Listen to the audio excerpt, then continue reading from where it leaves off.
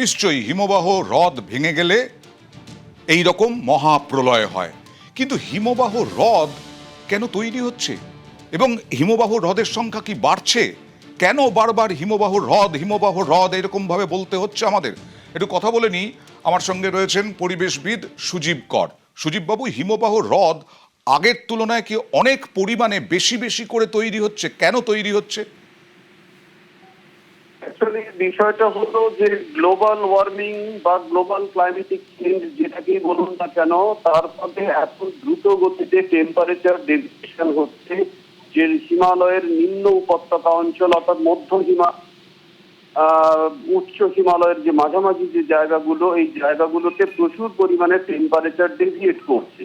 Temperature deviate করার ফলে যেটা হয়, যখন হিমবাহ উচ্চ উপত্যকা থেকে পাদদেশে নামতে শুরু করে, তখন উৎপাটন পদ্ধতিতে প্রচুর পরিমাণে পদার্থকে বিচ্ছিন্ন করে টেনে নিয়ে যায় নিচের দিকে, যার ফলে ওই জায়গাগুলোতে একটা বড় সড়ো শূন্যস্থান তৈরি হচ্ছে।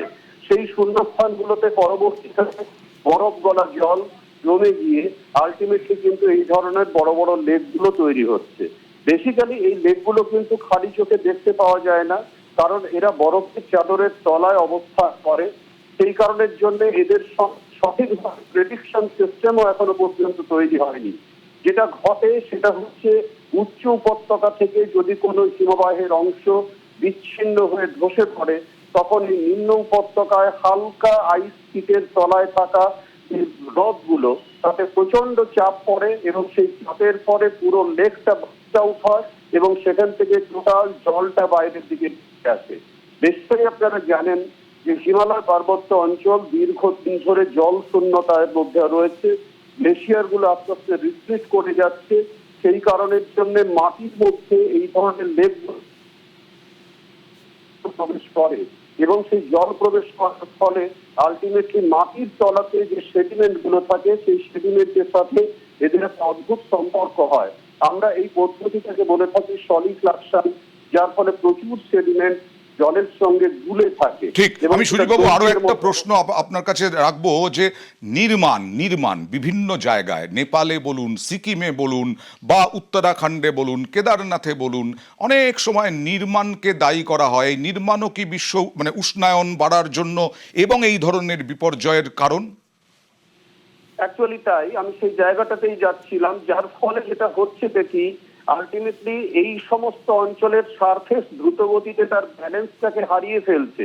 এবং শুধু তাই নয়, আপনি একদম সঠিক জায়গাটায় ধরেছেন যে এই নির্মাণগুলোর ফলে আলটিমেটলি হিমালয়ের বিভিন্ন অঞ্চলে যে ধরনের ভারসাম্য থাকার কথা, সেই ভারসাম্যটা নষ্ট হয়ে যায়, সমস্থিতিস্থাপকতা নষ্ট হয়। তার ফলে হিমালয়ের সারফেস আর এই ধরনের বড় বড় কনস্ট্রাকশনকে যেমন ধরে রাখতে পারে না, ঠিক একইভাবে এই যে হঠাৎ করে ধসে পড়া বিশাল আকৃতির বরফের স্তূপ, তাকেও সে ধরে রাখতে পারে না।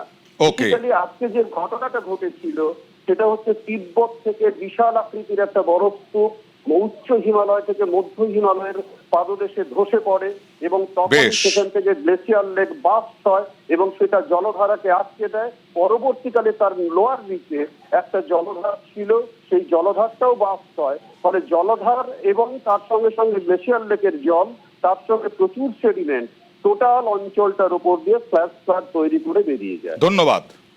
নেপালে মহাপ্রলয়, এই যে কিছুক্ষণ আগে সুজীব করের সঙ্গে কথা বলছিলাম, দেখুন তো এটা কি জানেন?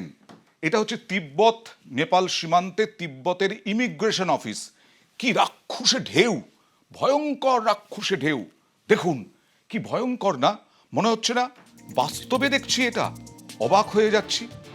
কেন জানেন? এখানে মনে হচ্ছে এখানে কি নদী অববাহিকার মধ্যে গড়ে তোলা হয়েছিল এই ইমিগ্রেশন অফিস বা নির্মাণ? কোনো নদীকে আটকানো হয়েছিল এখানে? প্রশ্ন তো উঠছে, কারণ এইভাবে ভয়ঙ্করভাবে একটা রাক্ষসের ঢেউ চলে এলো হরপাবানের রসোয়াগাধি নেপাল চীন সীমান্তে। এখানে নেপাল চীন সীমান্ত এবং নেপাল তিব্বত সীমান্ত, তিব্বতের ইমিগ্রেশন অফিস, এখানে নির্মাণের প্রসঙ্গ আসছে কেন? এই দেখুন, এখানে দেখুন হরপাবান ঢোকার মুহূর্ত, দেখুন হরপাবান ঢোকার মুহূর্ত, দেখুন সূর্য জল জল করছে, সেখানে একবারে শান্ত, কোনো পরিস্থিতিই নেই। সেখানে গাড়ি চলাচল করছে, বাস চলাচল করছে, একটা ব্রিজ তৈরি হয়ে আছে। কিন্তু হড়পা বানে সবটা ভেঙে গুঁড়িয়ে ভাসিয়ে দিয়ে চলে গেল। কারণ আবার বলছি, এখানেও প্রশ্ন, এই এই এলাকাটি কি কোনো নদীকে আটকানো হয়েছিল? এখানে নির্মাণ হয়েছিল নদীকে আটকে?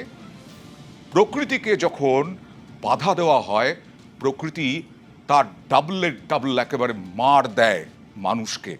এটা বারবার প্রমাণিত হয়েছে।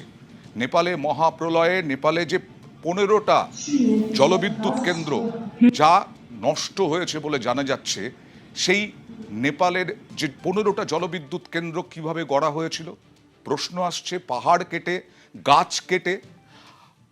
এছাড়াও আমরা যদি দেখি সিকিমে, আজকে আমরা মনে করছি মানুষ যে এআই চলে এসেছে, আমাদের হাতে সব চলে এসেছে। আগে কম্পিউটার, তারপরে এআই, সমস্ত কিছু এখন আমাদের হাতের মুঠোয়, মোবাইল টোবাইল সহ। তার মানে কি প্রকৃতিও আমাদের হাতের মুঠোয়? প্রকৃতির সঙ্গে যা খুশি তাই ব্যবহার করতে পারি। উত্তরাখণ্ডে কেদারনাথে যেভাবে ঘটনা ঘটেছিল, সেই ঘটনাতে বারবার নির্মাণের কথা উঠে এসেছে। আমরা সমুদ্রের চারপাশে দেখি বেআইনি নির্মাণ হয়, নদীর চারপাশে দেখি বেআইনি নির্মাণ হয়। আমরা যেনতেন প্রকারেণ গাছ কাটি, পুকুর ভরাট করি। আবার বলছি, আমরা কি মনে করি প্রকৃতি আমাদের উপরে নির্ভর করে থাকবে, নাকি আমরা প্রকৃতির ওপর নির্ভর করব? আমরা কি মনে করি যে আমরা প্রকৃতির থেকেও বেশি শক্তিশালী, বেশি শক্তিমান? আমাদের প্রয়োজন টাকা পয়সা সমস্ত কিছু, কিন্তু প্রকৃতির প্রয়োজন তাকে বাধা না দেওয়া। আর বাধা দিলেই এই মহাপ্রলয় হয়, যেমন হয়েছিল সিকিমে 2024-এ, যেমন হয়েছিল 2013-এ কেদারনাথে।